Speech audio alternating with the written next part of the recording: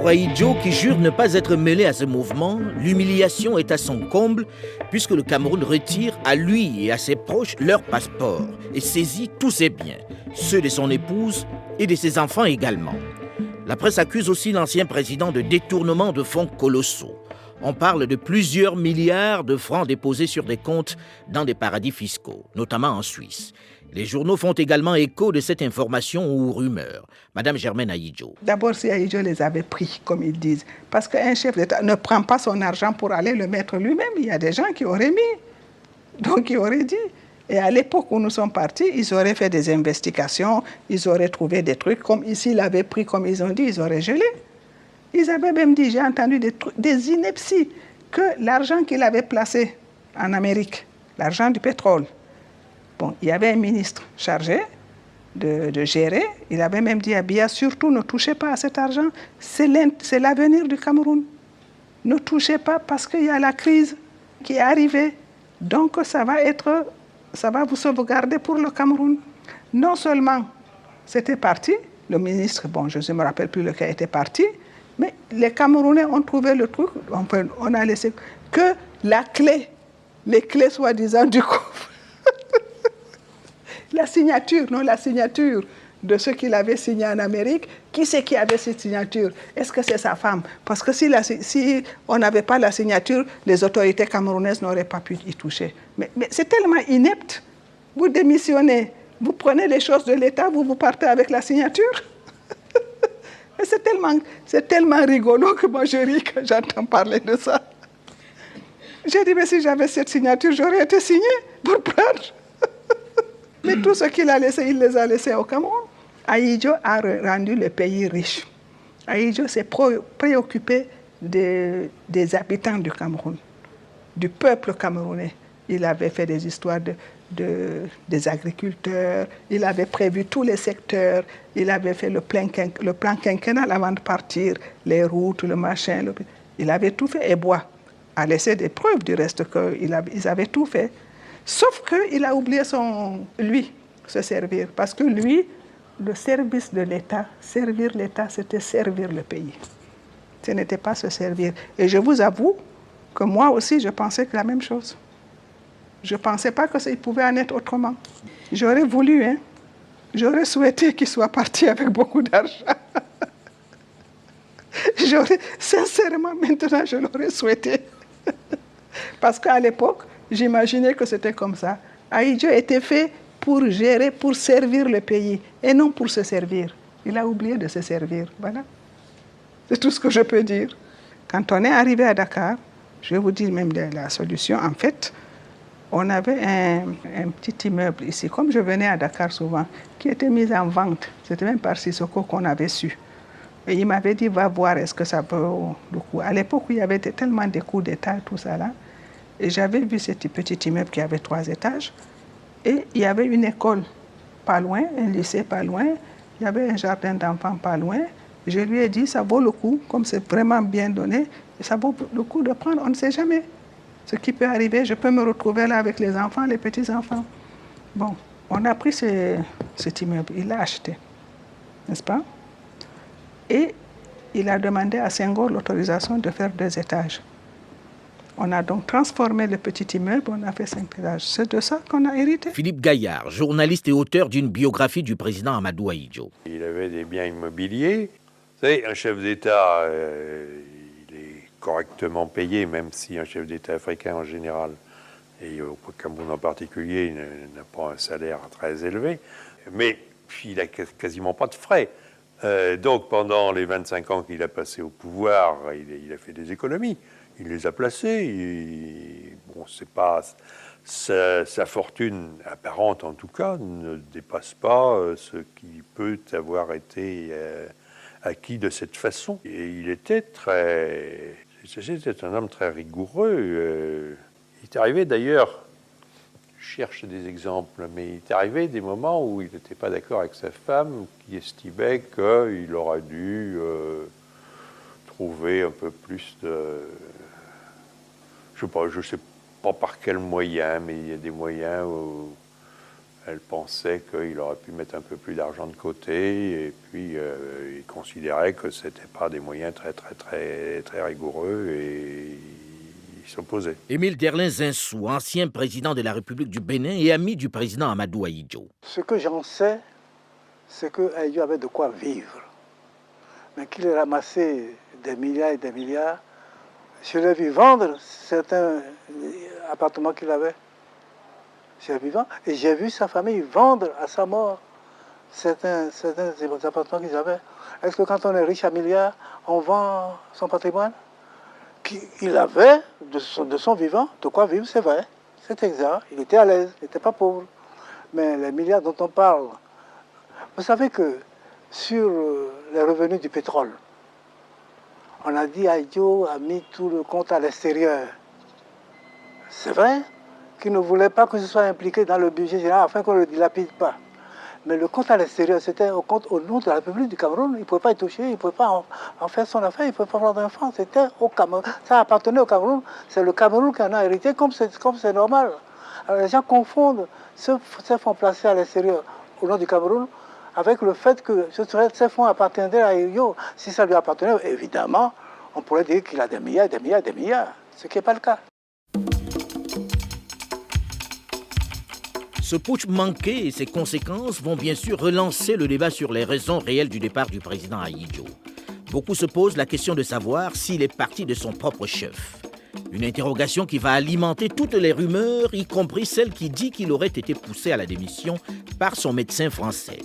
Ce médecin qui travaillait pour les services de renseignement lui aurait fait savoir qu'il était sur le point de perdre la tête, de devenir fou s'il continuait de travailler avec la même ardeur. Une version qui ne s'appuie sur rien de bien concret, à part que l'on avait du mal, à cette période, à concevoir qu'un chef d'État puisse ainsi faire une croix sur tous les avantages et les honneurs qu'offre ce fauteuil présidentiel très convoité.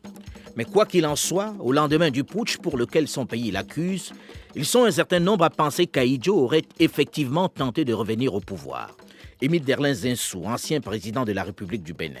Non, il n'a pas eu une envie de... Vous savez comment il est parti du pouvoir, qu'il aurait pu rester, que contrairement à ce qu'on raconte, ces médecins n'ont pas dit de partir du pouvoir, on lui a dit de soulager un peu son travail, de déléguer plus et de se reposer davantage. S'il est parti, c'est parce qu'il considérait qu'on ne fait pas semblant et qu'il n'y a pas lieu de s'accrocher au pouvoir quand le pouvoir peut... De toute façon, il doit passer à quelqu'un d'autre. Autant le faire quand on ne peut plus l'assumer totalement. Car ce n'est pas un homme de demi-mesure. Totalement. Il aurait pu rester. Par conséquent, quand on parle librement, la nostalgie, je n'y crois pas beaucoup. Par contre, voir le Cameroun ne plus aller faire une marche en avant, ne plus aller dans le sens que lui souhaitait, dans le sens du développement et de la cohésion nationale, ça le faisait sourire énormément. Alors là, peut-être, s'est-il dit, si j'avais été là, peut-être aurais-je dû rester là, mais non pas dans le but de revenir au pouvoir. S'il a eu un regret de ne pas être là, ce serait certainement ce constat-là, mais pas un désir de revenir. Pierre Mesmer, ancien Premier ministre français et ancien haut-commissaire au Cameroun. Je l'ai rencontré longtemps après, lorsqu'il était réfugié en France. Nous avons parlé, il m'a dit qu'il y était pour rien. Je pense qu'il a essayé de revenir au pouvoir et qu'il a échoué. En 1984, Amadou Ahidjo, qui entretenait depuis très longtemps déjà de bonnes relations avec l'ancien président Léopold Sédar Senghor du Sénégal, son ami, s'installe avec son épouse et ses enfants dans la résidence qu'il possède à Dakar. En même temps que les autorités de Yaoundé s'emploient à bannir son nom de tous les édifices nationaux, commence alors une importante purge du régime. Les proches ou supposés de l'ancien président sont écartés des affaires et des postes importants. Il règne un climat délétère dans la capitale camerounaise, un climat dans lequel les officiers et cadres originaires du Nord vont payer le prix fort. C'est par centaines qu'on les envoie discrètement à la mort ou dans des prisons. Germaine Ahidjo, l'épouse de l'ancien président. C'était les gens du Nord qui étaient à la militaire, qu'ils voulaient qu'on commençait à dégommer pour mettre les leurs. Le putsch a démarré comme ça. On-t-il trouvé des civils qui déjà commençaient à sentir que ça sentait le roussi? sont rentrés dedans. Delphine Tsanga, ancienne ministre sous le régime Ahidjo. On ne savait plus. C'est-à-dire que c'était l'enfer. Je ne peux pas vous mentir, c'était l'enfer. La suspicion. Vous ne pouviez plus rencontrer quelqu'un. Il y en avait qui étaient pour, il y en avait qui étaient contre. Vous ne pouviez pas être neutre. On vous soupçonnait, même si vous ne disiez rien, on vous soupçonnait toujours. Mais de toute manière, moi, je suis partie sur la première lancée, à savoir soutenir les nouveaux venus. Dakole Daïsala, qui était à cette période le directeur général de la Société des transports urbains du Cameroun, la SOTUC, fait partie des victimes de cette chasse aux sorcières. Ça s'est passé le 6 avril. Moi, j'ai été arrêté le 10 avril 1984. Je n'ai pu sortir de prison qu'en avril 1991. 7 ans de prison sans jugement ni inculpation.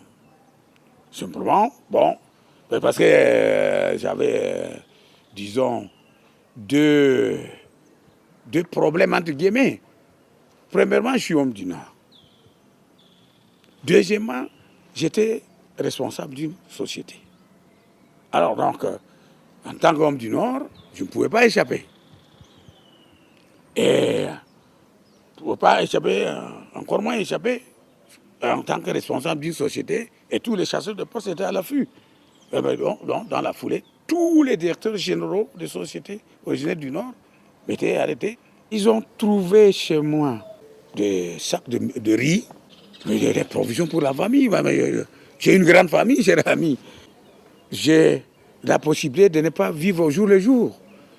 Alors forcément, moi qui appartiens à la civilisation des greniers, j'ai la notion de provision.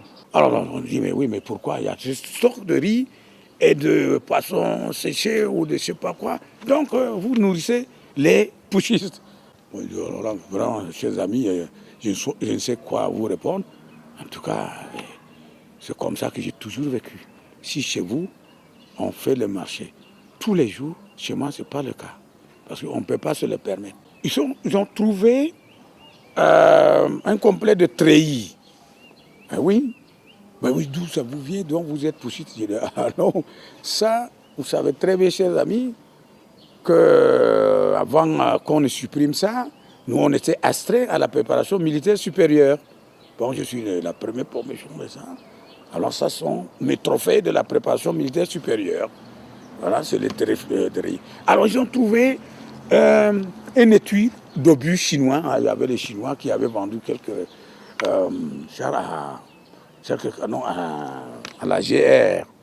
Bon, un étui vide qu'on avait pris un peu comme ornement. Je dis, mais tiens, mais ça, oui, ça doit être un truc. Je dis, mais monsieur, vous êtes officier.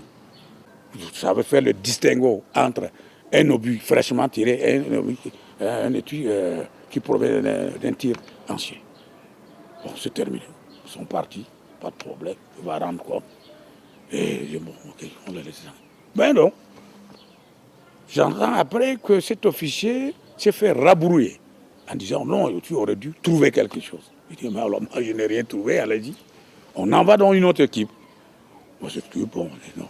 On n'a pas cru faire dans tel, c'était les policiers cette fois-ci. On m'a amené donc au commissariat de police. Bon, alors, quand on m'arrête, c'était l'amalgame était tel qu'on s'est retrouvé avec des fous qu'on a rattrapés dans la rue. On y va, oui, dans ce temps-là, il ne fallait pas avoir le faciès d'un Sahélien.